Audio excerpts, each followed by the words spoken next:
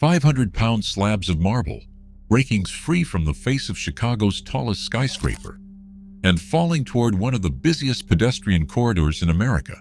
The building was a billion-dollar 83-story tower sheathed in 43,000 panels of white Carrara marble, the same stone Michelangelo once carved. When it opened in 1973, it was a triumph. By the late 1980s, it was a crisis. The eventual fix cost $80 million. But the warnings about this exact failure existed before a single panel was ever installed. This was not an unforeseeable accident. It was a deliberate gamble. On Randolph Street, just steps from Millennium Park, the daily rush of office workers and tourists was shadowed by a silent threat. The marble cladding of Chicago's tallest tower had begun to fail, not with a single dramatic collapse, but with the unpredictable violence of gravity and time. Police logs from the late 1980s record emergency calls. A thunderous crash. White stone shattered across the pavement. Crowds frozen in disbelief.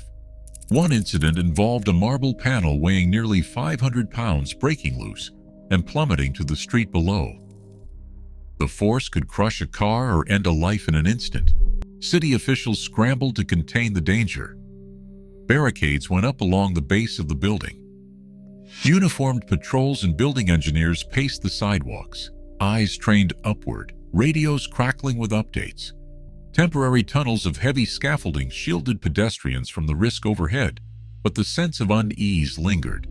Randolph Street was no quiet back alley. It was a main artery, lined with shops, restaurants, and bus stops, drawing thousands of people every day.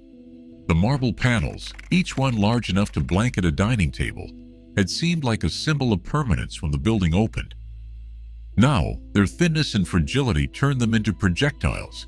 Police and fire departments kept records of every falling fragment, some weighing hundreds of pounds, others splintering into sharp shards that littered the sidewalk.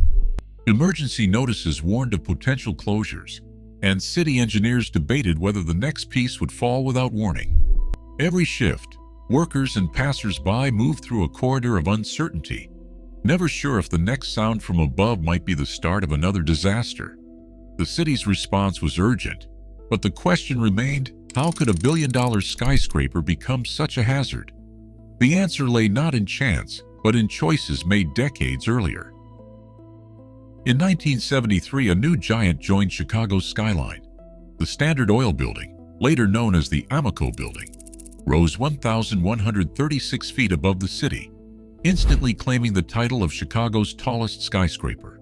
Its opening was splashed across the business pages and architectural journals, celebrated as a triumph of modern engineering and corporate ambition. The tower's most striking feature was its skin. Nearly 43,000 gleaming white panels of Carrara marble, quarried from the same Italian hills that once supplied Michelangelo. The effect was dazzling. A monolithic luminous shaft that stood out even among Chicago's boldest buildings. Behind the marble, however, was a story of image and intent. The choice of stone was no accident. Edward Durrell Stone, the building's lead architect, insisted on Carrara marble to set a tone of permanence and prestige. For the executives at Standard Oil of Indiana, the marble facade was more than decoration. It was a public statement. In an era when corporations vied for attention with ever taller, ever sleeker towers, this building would be their monument, white, immaculate, and unmistakable against the city's darker, older blocks. But the marble was unusually thin, just 1.25 inches thick, almost 40% slimmer than what most engineers then considered safe for a high-rise. The gamble was justified as a way to save weight and cost. Stone himself once described the marble as no more expensive than crumpled-up aluminum. The engineering team, under pressure to deliver the architect's vision, signed off on the unconventional specification. In the excitement of the debut, few questioned whether the marble could stand up to Chicago's brutal winters or the daily battering of wind off Lake Michigan. For a brief moment, the building was the talk of the city. Its white marble sparkled in the sun, and its height redefined the skyline. Yet beneath the acclaim, the seeds of a future crisis were already set in stone, literally, by the very decisions that made the tower famous. The decision to sheath Chicago's tallest tower in a 1¼ inch Carrara marble was a bold move, one that set it apart from every other skyscraper in the city. Most high-rise architects in the early 1970s specified stone panels at least 2 inches thick, a standard built on decades of experience with wind, weather, and the relentless cycle of freezing and thawing. But here, the marble was nearly 40% thinner. The gamble was justified in design memos by 2 arguments: weight savings and cost. With each panel weighing around 275 pounds instead of 400 pounds, the building's steel structure could be lighter, foundations could be slimmer, and the total construction budget could be trimmed. In a city famous for its engineering, the numbers carried weight. Edward Durrell Stone, the architect behind the project, described the marble as no more expensive than crumpled-up aluminum. It was an eye-catching boast, meant to reassure both the client and the public that beauty did not have to come at a premium. The thinner panels made the facade look sleek, almost impossibly smooth for a building of this scale. But the real price of that elegance was hidden in the details buried in technical reports and quietly debated among engineers. Design documents from the period show that the choice was not just about style. The 1 1/4 inch thickness was selected to keep the building's dead load within limits, allowing for a more slender frame and a savings on steel and concrete. Industry standards of the time, however, were clear. Marble used as exterior cladding on skyscrapers needed to be thicker to withstand the forces of nature. The thinner panels were more vulnerable to bowing and cracking, especially in a climate like Chicago's, where temperatures could swing by 30 degrees in a single day. The marble's beauty was undeniable, but its strength was a calculated risk. In the excitement of unveiling a new architectural landmark, the warning signs were easy to overlook. The decision to go thin was locked in, shaping not just the building's appearance, but its fate.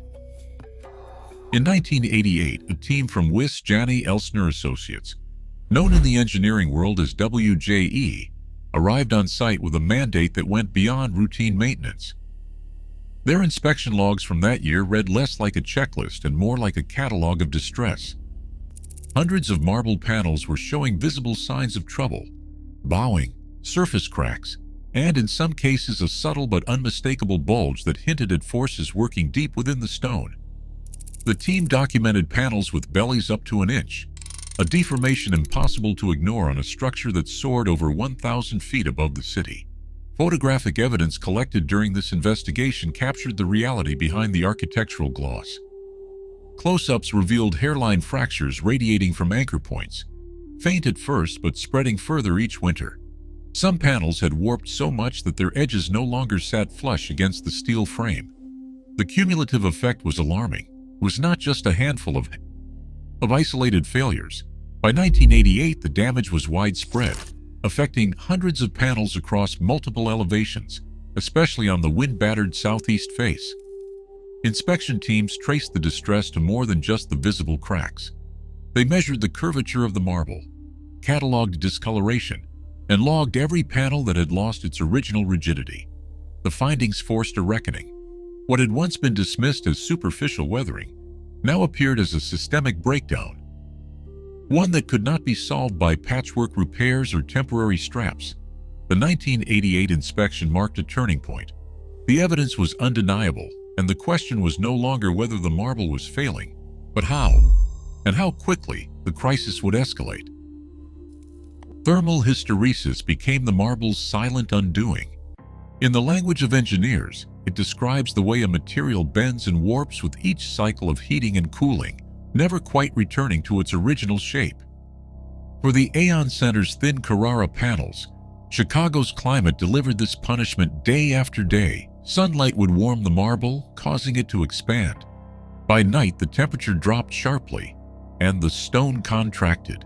Water seeped into microscopic pores, froze, and then expanded, driving new cracks deeper into the marble's structure. Laboratory tests commissioned in the late 1980s told a grim story. The marble had lost up to 40% of its original flexural strength. That is not a surface blemish. It is a fundamental collapse of the stone's ability to bear its own weight. The panels, once rigid, now bowed outward by as much as 1 inch. Some had lost even more strength in the years since installation. with projections showing further decline was inevitable. The phenomenon was irreversible. Once the internal bonds in the marble had broken down, no repair could restore them. The process did not just make the panels unsightly or uneven, it rendered them brittle, unpredictable, and dangerous. A facade engineer brought in to diagnose the failure described the marble as permanently deformed. The panel's anchors, designed for a tight fit, now struggled to grip a stone that had warped beyond their reach. Even the best designed straps and braces could only buy time. The data was clear. Patching cracks or strapping panels would not reverse the damage. With a 40% loss in strength and the relentless cycle of thermal hysteresis at work, the only option left was to replace every slab. The building's skin had reached a point of no return, not because of an accident, but because the science of material fatigue had been ignored in favor of aesthetics and cost savings. The reckoning arrived in the form of a single staggering figure: $80 million. That was the price tag Amoco's board approved for the only solution left: stripping the entire tower and recladding it with stone that could withstand Chicago's climate. The decision was not made lightly. Internal memos and contract documents show weeks of debate over costs, liability, and the logistics of replacing 43,000 panels on a building that never closed its doors. But the evidence was overwhelming. Temporary straps and scaffolding could no longer guarantee safety.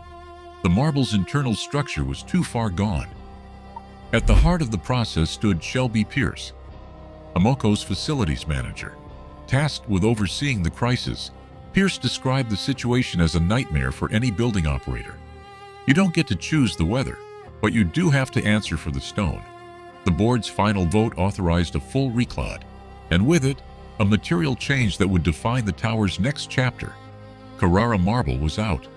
In its place, the team selected Mount Airy granite, quarried in North Carolina, a stone known for its strength, density, and proven durability on high-rises. Each new panel would be 2 inches thick, far heavier and more robust than the failed marble. The contract, valued at approximately $80 million, covered not just the granite, but also the engineering, labor, and safety measures required to keep the building occupied during construction. The approval set in motion one of the largest facade replacement projects ever attempted on an occupied skyscraper. From that moment, there was no turning back. The building's iconic white skin would be peeled away, panel by panel, and replaced with granite designed to last. The financial commitment was enormous, but the alternative, a city block at risk every winter, was no longer acceptable.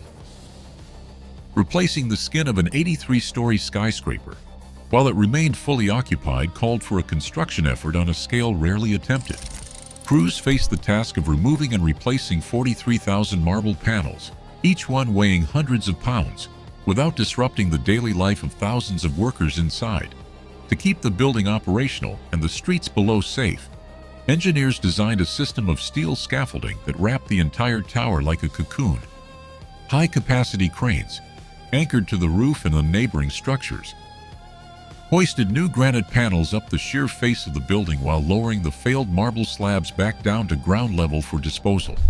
Each panel had to be detached, maneuvered through narrow staging areas, and swapped out with precision, floor by floor. From street level to the 83rd story. The logistics demanded round-the-clock coordination, deliveries scheduled to the minute, wind speeds monitored before every lift, and safety harnesses checked for every worker at height. The entire operation unfolded above one of Chicago's busiest downtown corridors, a living demonstration of what it takes to undo a design gamble written in stone.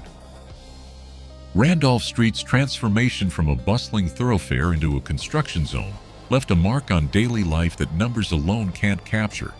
Steel tunnels and sidewalk sheds stretched for blocks, forcing pedestrians to navigate narrow, dim corridors beneath the shadow of the tower. For shop owners and restaurant managers along the street, every day behind the barricades meant fewer customers and quieter registers. Merchant Association surveys from the early 1990s recorded a drop in weekly sales of 10 to 15% during periods of street closure, a blow felt most acutely by small businesses already operating on thin margins. City records show that permits for sidewalk and lane closures stretched across several months, with some sections of Randolph Street blocked off entirely, while crews worked overhead. The constant hum of construction, dust in the air, and a sense of unease about falling debris drove foot traffic away. These disruptions didn't just inconvenience passers-by, they reshaped the economic rhythm of the block, turning a design failure high above into a daily hardship for those at street level. Warnings about the risks of thin marble were present in the engineering world, long before the first panel ever left Carrara. Technical journals and professional guidelines in the late 1960s described how a stone less than 2 inches thick could bow and fracture under repeated temperature swings. Yet no internal memo or meeting record from the building's design team has ever surfaced to show that these concerns were formally raised or heeded during planning. The decision to proceed with 1¼ inch marble was locked in, shaped by aesthetic ambition and cost calculations, rather than by the full weight of material science. When disaster became undeniable, the consequences stretched far beyond a single building. The city's regulators and building officials, faced with the fallout on Randolph Street, began to question whether Chicago's inspection rules were strong enough to prevent future failures. In 1996, the city adopted the Facade Inspection Ordinance, requiring every building over 80 feet tall to undergo regular hands-on exterior checks by licensed engineers or architects. The new rules mandated scaffold-based inspections, formal reporting, and repair programs, measures designed to catch hidden dangers before they could threaten the public. The Aon Center's marble crisis became a touchstone for code reform, a reminder that shortcuts in design can have consequences measured not just in dollars, but in lives and city policy. The story stands as a caution. Architecture's boldest visions demand respect for the limits of the materials that bring them to life. Today, every high-rise in Chicago faces mandatory facade inspections, a direct legacy of this calculated risk. The Aon Center's crisis wasn't an accident. It was a warning. As cities reach higher and materials push limits, every shortcut in design becomes a public safety bet. The true cost isn't just measured in dollars, but in trust, earned or lost, one decision at a time. Share your thoughts below.